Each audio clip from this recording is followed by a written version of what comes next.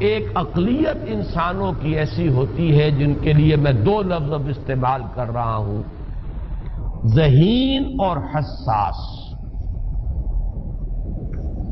ذہین اور حساس لوگوں میں قبض اور بسط کی کیفیت، یہ مختلف سائیکلز ہیں جو آتی رہتی ہیں۔ کبھی طبیعت میں پشمردگی ہے، دل بجھا ہوا سا ہے، کچھ نا امیدی سی ہے، خود اپنے اوپر اعتماد کی کمی محسوس ہو رہی ہے، مجھ میں صلاحیت نہیں ہے، میں کچھ نہیں کر سکتا، اب تک جو کچھ کیا اس کا با بھی ہے، امنگ بھی ہے، امید بھی ہے، روشن پہلو نظر آ رہے ہیں۔ قبض کی کیفیت میں تاریک پہلو نظر آتے ہیں، مایوسی کے پہلو نظر آتے ہیں، پیسیمزم کی کیفیت، اور یہ جو بسط کی کیفیت ہے اس میں روشن پہلو۔ دیکھو یہ بھی تو ہے نا، آخر یہ بھی تو ہوا ہے اور بھی ہو سکتا ہے، آخر اب تک میں نے یہ کام بھی تو کر لیا، آگے بھی مشکل آسان ہو سکتی ہے۔ یہ دو کیفیات ہیں قبض اور بسط کی، جن کو کہ صوفیاء کرام نے یہ اصطلاحات، یہ عنوان دیے، قبض اور بسط۔ جتنی انسان کے اندر حساسیت کی کیفیت زیادہ ہوگی، ذہانت زیادہ ہوگی، اتنا ہی یہ جو ویوز ہیں اس کی ایمپلیٹیوڈ زیادہ ہوتی ہے۔ کم ذہین انسان ہے، کم حساس ہے، آئیں گے تو صحیح ہے، لیکن یہ کہ وہ ویو جو ہے اس کا ایمپلیٹیوڈ جو ہے اس کے اندر اوپر اور نیچے کی کیفیت زیادہ نہیں ہوگی۔ لیکن جتنا یہ معاملہ بڑھتا ہے یہ جو ویو ہے اس کی ایمپلیٹیوڈ بڑھتا چلا جاتا ہے۔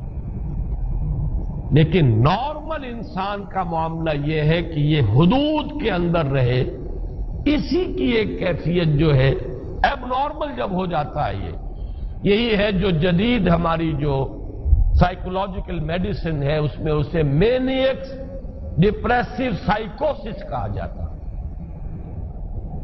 مایوسی ہوئی تو اتنی ہوئی کہ جیسے کمر ٹوٹ کر رہ گئی، اور اسی ڈپریشن میں ہوتی ہیں خودکشیاں، خودکشی کر جاتا ہے ڈپریشن۔ کچھ روشن پہلو نظر ہی نہیں آ رہا، کوئی امید کا پہلو نظر ہی نہیں آ رہا، کوئی صورت نظر نہیں آتی، کوئی امید بر نہیں آتی، کس طرف جاؤں، کدھر دیکھوں، کسے آواز دوں؟ اے ہجوم نامرادی، دل بہت گھبرائے ہے۔ اور جب آدمی محسوس کرتا I can't face these realities, he commits suicide. یہ اور جب کیفیت ہوتی ہے انشراح کی تو آدمی خوب بھاگ رہا ہے، دوڑ رہا ہے، امنگ ہے، محنت ہے، دوڑ رہا ہے، امیدیں ہیں، اب ہر چیز کا روشن پہلو نظر آ رہا ہے۔ عجیب ہے یہ۔ اصل میں مجھے کچھ تجربہ بھی ہوا ہے، ہمارے خاندان میں بھی یہ مرض موجود رہا۔ میرے والد مرحوم کافی طویل عرصے اس مینیک ڈپریسو سائیکوسس کے مریض رہے۔ کچھ ہوتا ہے یہ معاملہ، ویسے بھی شاید ہمارا خاندان جو ہے اس کیٹیگری میں آتا ہے جس میں ذہانت نسبتاً کچھ زیادہ ہے، حساسیت بھی نسبتاً کچھ زیادہ ہے۔ یہ دوسری بات ہے کہ کوئی شخص جو ہے یہ فلسفے کے طور پر اختیار کر لے کہ اپنے آپ کو ڈھیٹ بنا لینا ہے، یہ فلسفہ بھی بن سکتا ہے۔ لیکن یہ ہے کہ اگر آدمی چھوڑ دے اپنی طبیعت کو تو یہ دونوں کیفیات آتی ہیں۔ انہی کیفیات میں اگر یہ جو اپورڈ اینڈ ڈاؤنورڈ موومنٹ ہے یہ ایک حد سے نکل جائے تو یہ بیماری ہے مینیک سائیکوسس، مینیک ڈپریسو سائیکوسس۔ اس میں جب آدمی ہوتا ہے وہ اپر کیفیت میں تو اس کے اندر بڑی عظیمت ہے، روشنی ہے، امید ہے، لوگوں سے گفتگو کر رہا ہے، حق بول رہا ہے، خوب جو ہے محفل کے اندر، اب وہ محفل میں اسے دلچسپی محسوس ہو رہی ہے اور اسے ہر چیز کا روشن پہلو نظر آ رہا ہے، خود اپنے وجود کا بھی روشن پہلو، دوسروں کے وجود کا بھی، دوسروں کی بات میں سے بھی وہ اچھا پہلو تلاش کریں گے، وہ برا پہلو تلاش نہیں کریں گے۔ جب دوسری کیفیت ہے ڈپریشن کی، ہر ایک کی بات میں کوئی برائی نظر آئے گی، کوئی اس کی نیت کا فتور ہے، کوئی فساد ہے، کوئی یہ جو ہے بدنیتی کے ساتھ یہ بات کر رہا ہے، کوئی خیر کہیں ہے ہی نہیں، برائی ہی برائی ہے، مایوسی ہی مایوسی ہے، بدلی ہی بدلی۔ یہ ہے در حقیقت وہ کیفیت، اس کو غالب نے بہترین انداز میں تعبیر کیا ہے۔ ذہین اور حساس انسانوں میں ان کی جو ترقی ہے وہ انہی مراحل سے ہو کر گزرتی ہے، اور ہر ڈپریشن کے بعد، ڈپریشن میں اس سینس میں استعمال نہیں کر رہا یعنی بیماری کی حد تک پہنچنے والی ڈپریشن نہیں، صرف قبض کی حد تک پہنچنے والا معاملہ۔ ہر قبض کے بعد جب بست آتا ہے تو آگے ترقی ہوتی ہے، جس کو آپ کہتے ہیں بائی لیپس اینڈ باؤنڈس، آدمی جو ہے چھلانگ لگاتا ہے، گویا کہ ایک درجہ جو پہلے تھا اس سے آگے درجہ انسان کا جو ہے اس سے بلندر پوزیشن پر انسان پہنچتا ہے۔ ہر قبض کے بعد جو نیا بست آتا ہے وہ ایک نئی کیفیت، نئی شان، نئی بلندی، نئی رفعت لے کر آتا ہے۔ اس کو غالب نے تعبیر کیا ہے بہت خوبصورت انداز ہے۔ رکتی ہے میری طبع تو ہوتی ہے رواں اور، یعنی شاعر بھی کبھی ایسا وقت آتا ہے شعر جو ہے وہ اس پر نازل ہی نہیں ہو رہا، شعر نہیں کہہ پا رہا، طبیعت میں رکاوٹ سی ہے، بندش سی ہو گئی ہے، کوئی کلام موضوع ہو ہی نہیں رہا۔ لیکن پھر جب یہ کیفیت جو ہے بدلتی ہے اور جب پھر بست کی کیفیت آتی ہے، رکتی ہے میری طبع تو ہوتی ہے رواں اور، پھر اس کے اندر ایک جولانی نئی، ایک کیفیت جو ہے انشراح کی، وہ ایک بالکل نئی کیفیت، نئی شان کے ساتھ۔ یہ ہے وہ معاملہ جو ان آیات مبارکہ کے پس منظر میں ہے۔ اسی لیے اب میں آپ کو اس کا حوالہ دے رہا ہوں، تفسیر مظہری میں قاضی ثناء اللہ پانی پتی رحمت اللہ علیہ نے بہت عمدہ بات فرمائی ہے کہ حالت قبض اگر کسی شخص پر طاری ہو تو اس حال میں اکسیر کا درجہ رکھتی ہے یہ سورہ مبارکہ، اس لیے کہ یہ نازل ہوئی ہے محمد الرسول اللہ صلی اللہ علیہ وسلم پر اسی حالت قبض میں۔ وَالضُّحَىٰ وَاللَّيْلِ إِذَا سَجَىٰ مَا وَدَّعَكَ رَبُّكَ وَمَا قَلَىٰ وَلَلْآخِرَةُ خَيْرٌ لَكَ مِنَ الْأُولَىٰ وَلَسَوْفَ يُعْطِيكَ رَبُّكَ فَتَرْضَىٰ أَلَمْ يَجِدْكَ يَتِيمًا فَآوَىٰ وَوَجَدَكَ ضَالًّا فَهَدَىٰ وَوَجَدَكَ عَائِلًا فَأَغْنَىٰ۔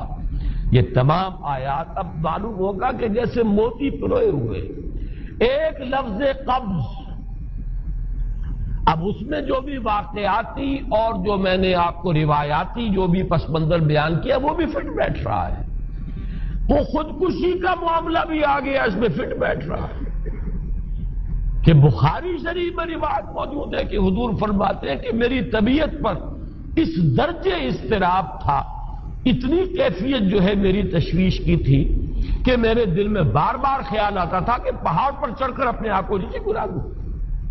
یہ سارے معاملات اب آپ کو محسوس ہوگا جیسے تمام کڑیاں جو ہیں وہ جڑ گئی، جیسے رات کو اب آپ اٹھ نہیں پا رہے، اضمحلال ہے، اعصابی جو ہے اعصاب اس درجے متاثر ہو چکے ہیں۔